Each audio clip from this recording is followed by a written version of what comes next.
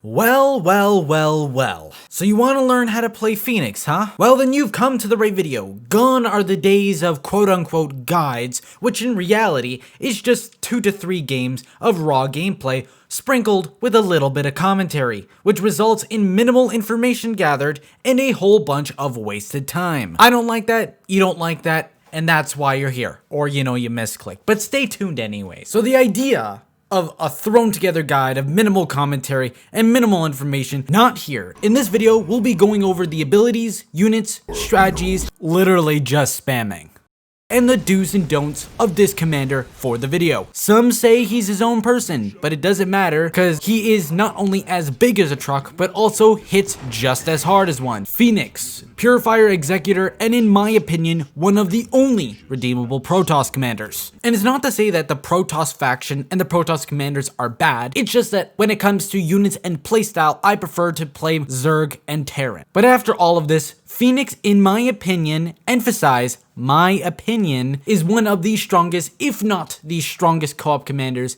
in the game by far. Leave in the comments what you actually think the best commander is and why, because I genuinely would really like to know. We all have different playstyles, we all have different strategies, some of which are more prone to failure than others, but we all have different methods. But what I really enjoy when playing Phoenix is not the units, not the mechanics, not even the multiple heroes and excessively strong passive upgrades.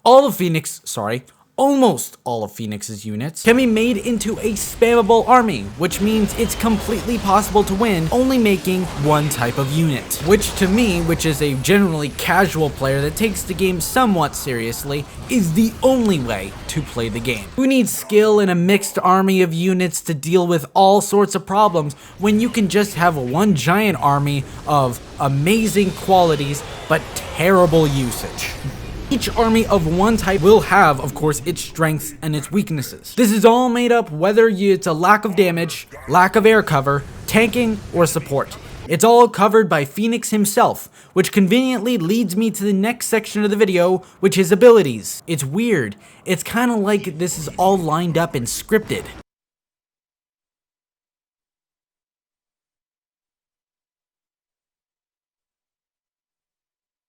Before we go into the abilities, I do have to make it clear that Phoenix isn't actually Phoenix, except he is Phoenix, but not Phoenix at the exact same time. I know, confusing, right? His real name is actually Talendar, and due to story reasons, I will not spoil that here. That's for you to find.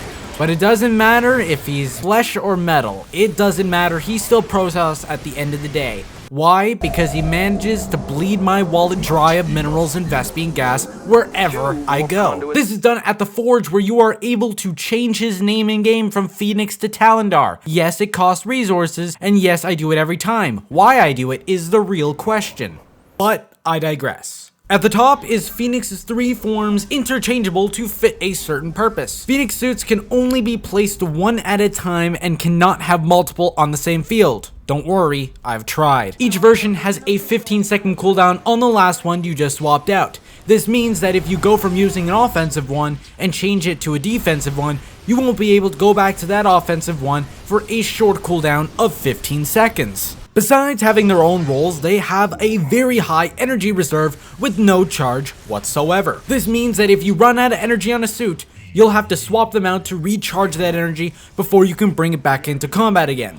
Don't get me wrong, they can still perform well in combat without their abilities, it's just that it won't be the same, and by the same means their chance of dying is going to be a lot higher, and that cooldown is unforgiving to say the least. Starting out with the defensive one, which is the same as the one on the commander select screen, is the Praetor armor. I think I'm saying that right. Designed for pushing with large amounts of health, crowd control, and survivability. Being a tank means he's going to be taking a lot of damage. So to save him is the shield capacitor, which gives him all of his shields back but costing the most energy to cast. Thankfully, it's auto cast, so no skill required. But when it comes to his crowd control and his siege breaking are done with both Thunderous Charge and Whirlwind, which work great on their own and even better together. Thunderous Charge affects the area with a damage and a stun for 5 seconds. Great for closing distance and dealing damage to a bunch of enemies at once. Whirlwind is when he's neck deep in enemies and he will spin his arms around dealing area damage while still being able to move around. My advice to you would be to move in with Thunderous Charge and use Whirlwind to clean up the rest of the enemies that don't die on initial impact. The Praetor suit's best utilized when dealing with enemy attack waves and dealing with enemy defenses that could be blocking the objective. These guys hands down are the easiest way to clear them out. Enough! I have fought far too long for the wheel of the Conclave to be examined like some specimen. I am Templar. And here comes the Solarite Dragoon, with the main purpose of damage, and even more damage. The Solarite Dragoon can be swapped in to focus on damage output and increase that number of speed that is done. Solar Cannon will fire a powerful beam that deals damage to any ground units in the area. Solar Flare targets air units in the sky with a very big area of effect, capable of dealing damage to some of the toughest air units that you can possibly face. I'm talking about you hybrids, and yes, I hate you. Combining these two abilities of compensating both for their massive ground damage and their massive air damage is Arsenal Overcharge. This one is really fun. If you don't think so, there is something wrong with it. Since Solar Cannon and Solar Flare deal high damage to their respective targets and are limited by a heavy energy cost and cooldown time, Arsenal Overcharge takes away that cooldown completely, creating an endless stream of fire that is only limit to your total energy. The higher energy, the more damage output in a single moment. However, you are going to run out of energy quite quickly. Best to use Arsenal Overcharge only when you absolutely need it. This is not an ability that should be used lightly. The Solarite Dragoon is best utilized for dealing with large amounts of air units or ground units, as their abilities do tear them apart. Also, as it goes for clearing out base expansions, this one is the best with its bonus damage to armor. Not as tanky as the Praetor suit, as it does have a lower rate of fire, but will be able to deal massive amounts of damage in return. And the newest unit, and the weirdest unit by far, but surprisingly my favorite, is the Cybros Arbiter, a new type of unit capable of dealing damage to other air targets and ground targets, but it's not really known for its damage. However, for its abilities, it really masters that support role with Stasis Field that can put any enemy unit out of the fight for 15 seconds. They can't deal damage to you, you can't deal damage to them. Best used on annoying targets that are really causing the casualty rate to rise. But draining your energy very slowly is the Cloaking Field, covering a very large area, which adds an extra layer of protection that can also change the entire outcome of a fight. Mainly use it in combat when you are attacking or defending or dealing against a bunch of enemies that you do not have the firepower for. As long as they don't have detection, it's gonna be a very one-sided fight. And last of all these abilities for these suits is the Recall ability. Any unit inside the circle will be teleported instantly to the Arbiter's last location. This is used for fast moving or for a quick retreat. Also, fast deployment is also useful as well when it comes to heavy armor. But when it comes to his mechanics, the heroes available are not just limited to the Phoenix personality, as there are other heroes in his arsenal that are not as powerful as him, but do have their uses. Most of Phoenix's arsenal are what is called host bodies. They act as regular units, except when you research the Protoss hero's personality from the Purifier Conclave that you will get at the beginning of the game, these personalities are to be transferable to the corresponding body of the hero. This means as soon as the hero dies, as long as there's another host body for them to inhabit, they will move there. So they will never be removed from the fight as long as they have more host bodies to go into. Lose all the bodies, then you're gonna be in a bit of trouble. So I find it best at the end of the day to make sure that you have a few extra bodies for each type of hero you have. You can either have all of them, or you can have none of them and completely win the game. However, the heroes really do make a difference. How they manage to download their personality into a USB and move it into another body instantly is beyond me, but I'm not complaining. When it comes to all of his personalities, they can be researched as soon as their respective structure has been built for them in the first place. Now on to the more interesting part of the video, which is the units. Phoenix's units are expensive, but having large amounts of health, damage, and upgrades on top of that makes them, surprisingly, more affordable than you can think. Besides, of course, expensive units like carriers and colossi. It doesn't matter what commander, they're gonna be expensive regardless. Enough to make a grown man cry. Leading the charge, even if it means certain death, is the Legionnaires. They're really fun to use, but beyond that, they are useless. However, they are special in the fact that they don't have just more than the standard charge, with the strength of harassing enemy units and structures making them very powerful in their own way. Cannon fodder, really. Spammable, but very difficult to win. It would be best if you have a few to divert enemy fire from the weaker units or the units that are going to be doing a lot more damage or provide a lot more use for your army. The champion for the Legionnaires unlocked at level 2 is Calidus, a very powerful hero that is better in every way compared to the Legionnaires, with enhanced abilities and dealing damage, closing the distance with his unique ability instead of a charge to quite literally leap at his enemies, closing the distance a lot faster and avoiding most of the damage, while his basic attacks are able to do a strong AoE damage after being upgraded. Every single champion in Fenix's arsenal is going to have one passive upgrade that they start out with and one upgrade that costs minerals and Vespian gas. Not a small amount of them, but they'll be worth it. With the specialization of range, which should be the core of the army in almost all compositions, are adepts. A relatively cheap price for a unit and overall effectiveness makes them indispensable and an honest must-have in any army composition. Overwhelm in sheer numbers with shades, a holographic projection that still does damage somehow. Don't ask me why, I don't know either. And the champion for the adepts is Talus, with the ability to ricochet her shots 3 more times than normal, dealing even more damage to light targets. This makes her able to clear out attack waves insanely quickly, while the ricochet to structures is a nice upgrade as well. Adepts and Talus are going to be your main defense against air units unless you have a very large air force. Again, they are the best unit in his arsenal, not only for the cheap price, but for the versatility.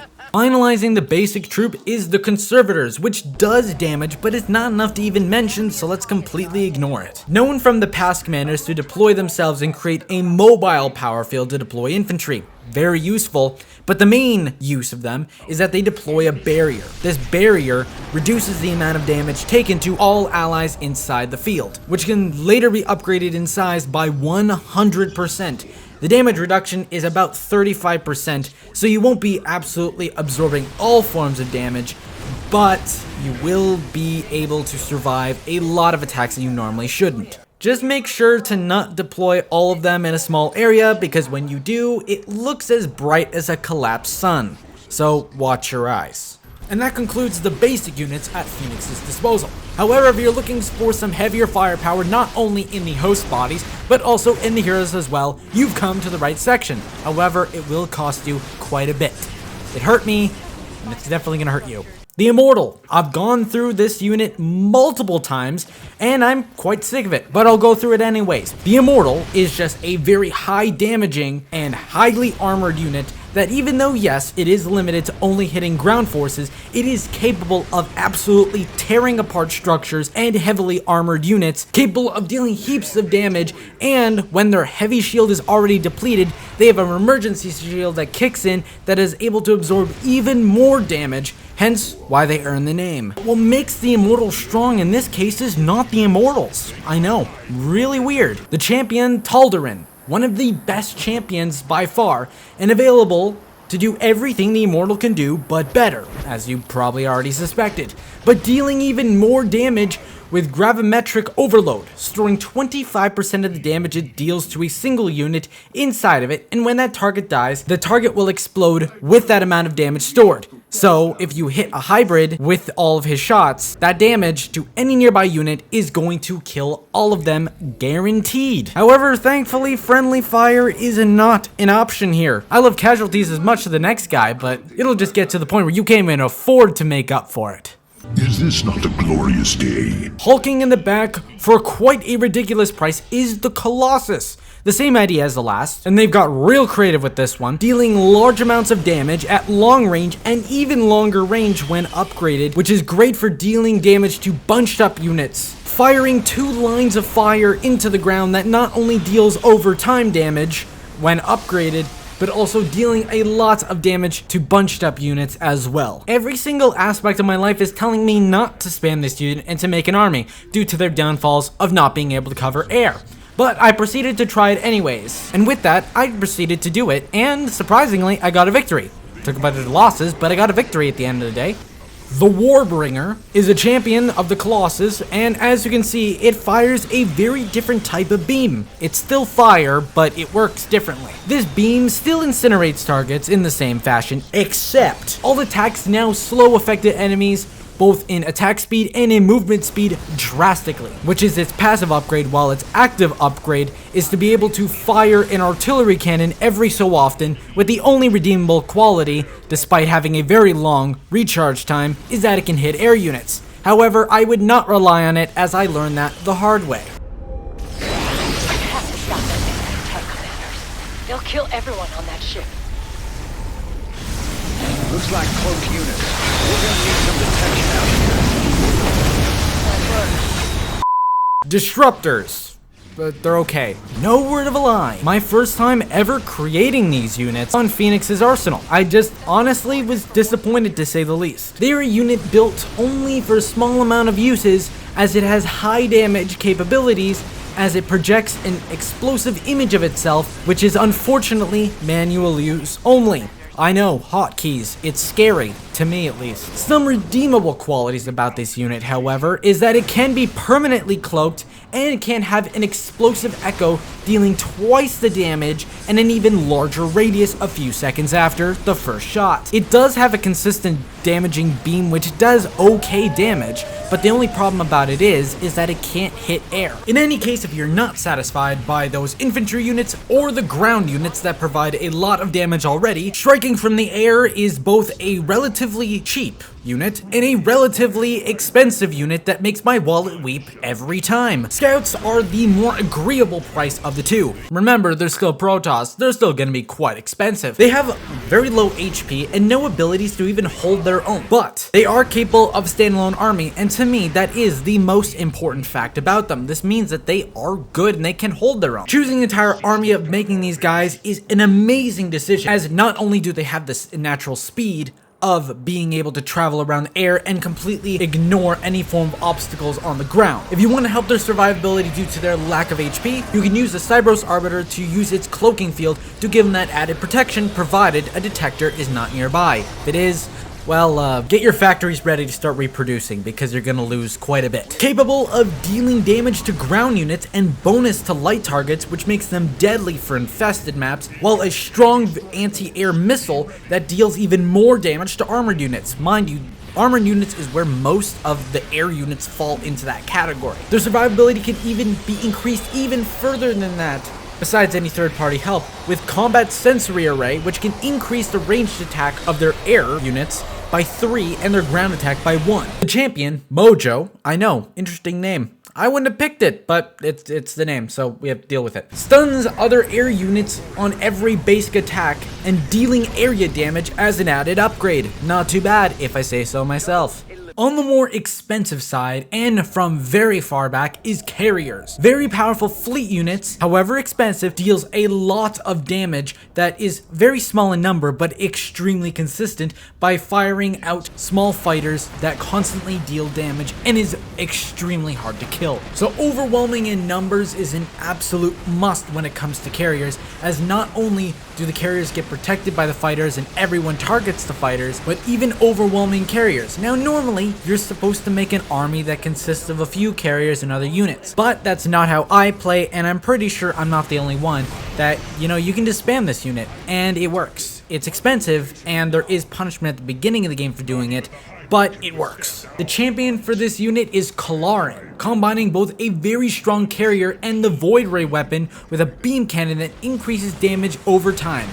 Great for melting hybrids, and this damage number does not have a cap. Also with the upgraded ability to create 2 Solar Ray bombers that absolutely wreak havoc across enemy lines, both structures and units alike. At the end of the day, it doesn't matter how niche some of Fenix's units are, but every single unit is good in their own way. Most of them can be spammed with little consequences, and victory is almost assured. Not guaranteed, but it's good enough. This is all enhanced by the fact that at level 15, you get Tactical Data Web, where each champion's special units gains a bonus for each other host shell of the same type. This effect can stack up to 20 times and makes champions absolutely bulldoze enemy lines. Something that I really need everyone to realize is that even though Fenix is very powerful, he does have very big weaknesses, and I'm going to separate it into 3 different sections. He has such a dependence on economy. Now what this means is having a good economy and getting your base expansions opened up early and maximizing on those expansion with probes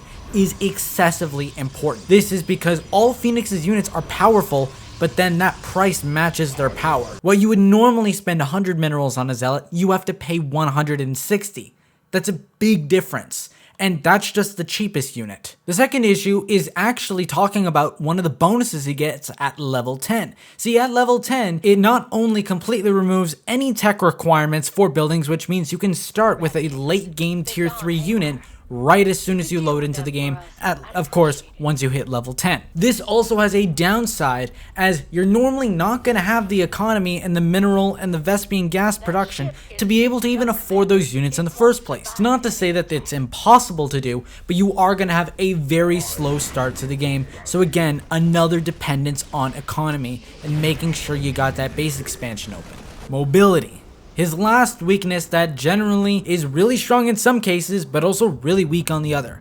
See, the reason why is the only parts of Fenix's kit that actually genuinely have some really good full mobility, besides the standard air units that are able to fly over the landscape, is the hero unit itself and the recall. The Cyber's Arbiter's recall is good and it is very useful, and it does give them transport around the map. But due to very long cooldown times and excessively high energy cost, doesn't exactly mean it's going to be consistent for moving around. But once you get past those 3 glaring weaknesses, it is smooth sailing from then on. With all this in mind, let's now move on to the mastery perks and the prestige system. A system that is not only powerful, but takes an excessive amount of time to do. Just ignore my level 90 rank. For Power Set 1, this one honestly is up to you and how you use Fenix in battle. If you like switching suits often for both ability and dealing damage to attack waves, or for utility, go with the energy regeneration. But if you use Fenix for more of his damage output, then go for attack speed. Personally, I like energy because you can do both attack and utility at the exact same time, but sometimes just a flat out damage speed increase is always going to be amazing. Now, Power Set 2 concerns the champions that make their way to the battlefield. This one again is up to you entirely, as I personally like to go for champion life, as I like them being the tank that doesn't need to always rely on the host body to survive. Therefore, I can get the value from the battle net more because my hero unit is not going to be dying as often, therefore going through the host bodies that give him that bonus in the first place. Then again, an attack speed bonus is always amazing, as you can monopolize on that battle net ability a lot better than you normally could if you just went with health. You can do a mix of the two, or you can just do one or the other. Again, this one's up to you. And for Power Set 3, I like to go against the grain, despite it being a bad decision sometimes, but still I like to go against grain. Don't get me wrong, having an increased starting supply is not bad, as it requires less pylons, which means more of that minerals goes to troops, and the ability rush for expensive units due to population.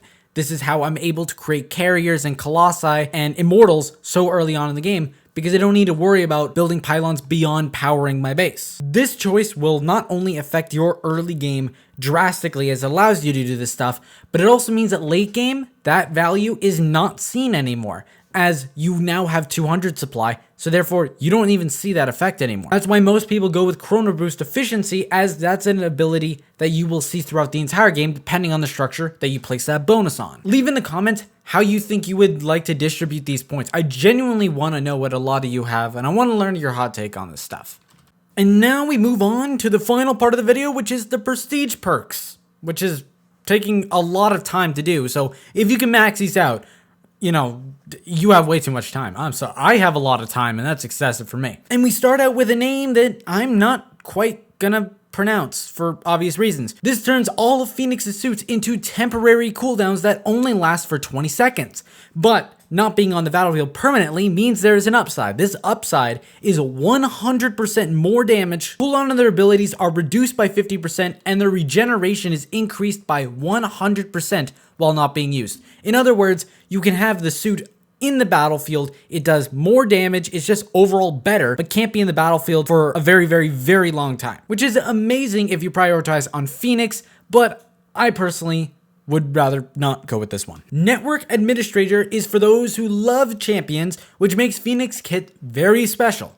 Tactical Data Web that, as I mentioned before, is 200% stronger, and the cost of combat units are reduced by 50%. So this means that getting that buff and maximizing on that buff for your champions is going to be a lot easier and a lot more powerful. The downside of this is, of course, that regular combat units are half as good. This means half as much damage and half as much health. So they act more as batteries to power up the champions rather than an actual army itself. And to finalize all the prestige system is Unconquered Spirit, with a focus of Avenging Protocol, which for those who don't know, it increases the champion's attack and speed per population amount when they themselves die or another unit dies nearby. They gain a speed increase that can stack up to 200% for 20 seconds, and before you ask, yes, this is a regular ability. Unconquered Spirit increases the effectiveness of Avenging Protocol by 100% when a champion dies. It refunds 75% of the unit that dies, and the disadvantage to them is a lack of bonus life and shields and attack range, which is kind of crippling, but not bad at the exact same time. And hopefully with all this information, you can be as effective as me at bare minimum. Remember, I'm allergic to hotkeys and I'm afraid of skill. But I hope all of this information on not only the abilities, but the mechanics and the units and all the mastery and prestige stuff at the end of it, I really hope you can not only have a better understanding, but have a lot of fun playing Fenix. Now before I end off the video, I probably should have stated this in the beginning of the video, but my channel has grown drastically. Now normally I'm not a guide numbers, and you know the biggest challenge that YouTubers or anyone on social media faces is a game of don't let the numbers go to your head. The fact that I am now over 100 subscribers means the world to me. And I know, you know, subscribers aren't everything, and it isn't. But the fact that there's this much people who are consistently saying, I like your stuff. There's better options out there, but I like your stuff anyways, and I'm gonna keep up with it. That to me means the world. And the fact that you guys just even watch my videos is already means the world to me. That amount of social interaction is the most I get. So this is more than just making videos. I still remember the days when I had less than 10 subscribers. I still remember the days when I had nothing and I was going into this with absolutely nothing. But that is all for the next video. I really hope you all enjoyed. If you are absolutely loving the content, if you're absolutely loving the series, hell, if you're loving me, be sure to scroll down below and hit that subscribe button to keep up to date with all of the content coming your way. With all this being said, this is ToxicSpill. I hope you all have a fantastic 2021. Remember, do stuff you love. This is ToxicSpill, and I'll see you all in the next one. Signing off.